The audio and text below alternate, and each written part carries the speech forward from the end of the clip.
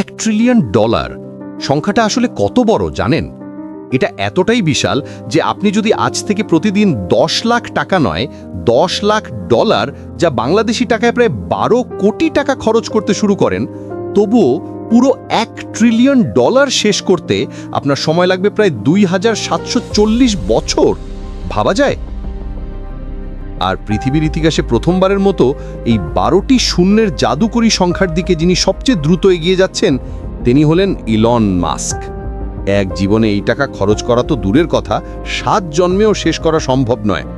বিশ্লেষকরা বলেন, এই পরিমাণ অর্থ দিয়ে আপনি চাইলে দক্ষিণ কোরিয়ার মতো পুরো একটি দেশের অর্থনীতি কিনে নিতে পারেন, অথবা বিশ্বের সবচেয়ে বড় sports league, football, cricket, basketball সবকিছুই কিনে পকেটে পুরে নেওয়া সম্ভব।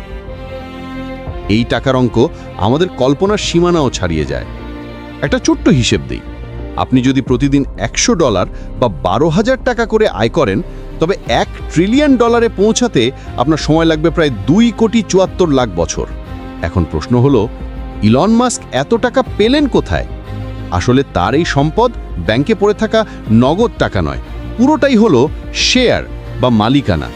টেসলা, স্পেস এক্স কিংবা স্টারলিংকের মতো কোম্পানির শেয়ারের দাম যখন বাড়ে, মাস্ক হয়ে যান বিশ্বের সেরা ধনী। আবার দাম কমলে কাগজ কলমে $বিলিয়ন হাওয়া হয়ে যায়। তবে মুদ্রার উল্টোপিঠও আছে। পৃথিবী এমন এক সময় দাঁড়িয়ে যেখানে কোটি কোটি মানুষ দারিদ্র্যের সাথে লড়াই করছে, সেখানে সম্পদ যেন চুম্বকের মতো শুধু ধনীদের দিকেই ছুটছে।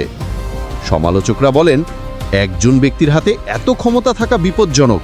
তিনি চাইলে মিডিয়া কিনতে পারেন, এমনকি রাজনীতিও নিয়ন্ত্রণ করতে পারেন।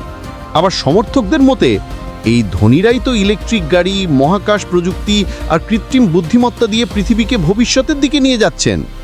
যুক্তির খাতিরে অনেক কিছুই বলা যায়, কিন্তু দিন শেষে প্রশ্ন একটাই, একদিকে ট্রিলিয়নারদের উত্থান আর অন্যদিকে সাধারণ মানুষের বেঁচে থাকার সংগ্রাম। আমরা কি আসলেই এগিয়ে যাচ্ছি, নাকি উন্নয়নের নামে পিছিয়ে পড়ছি? আপনার মতামত কি? কমেন্টে জানান।